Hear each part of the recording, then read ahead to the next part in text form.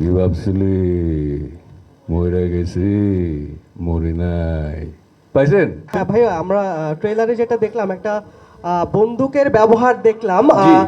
এবং সেটা দেখে আমরা ভাবলাম মানে যে আপনি কি বন্দুক বলছেন না জাতীয় বন্দুক বলছেন? না, জাতীয় বন্দুকই হয়ে গেছে এখন ব্যাপারটা।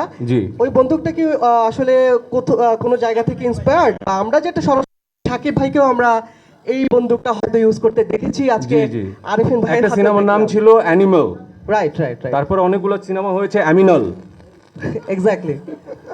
আমি 16 কলা পূর্ণ করলাম, শেষ করলাম, এরপর আর এটা ইউজ হবে না।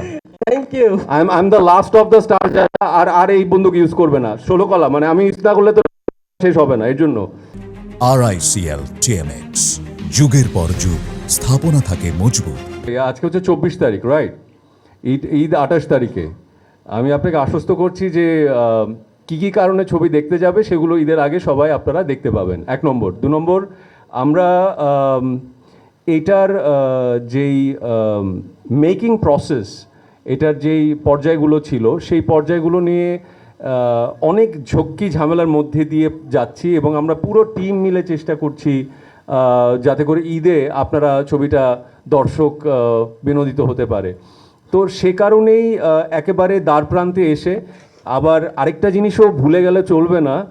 কোরবানির ঈদের একটা বিশেষত্ব হচ্ছে যে রোজার ঈদে প্রথম দিন থেকেই যেই দর্শক সমাগম হয়, কোরবানির ঈদে আমাদের কাছে একটু উইন্ডো থাকে, যেটা আমরা সবাই জানি, রাইট?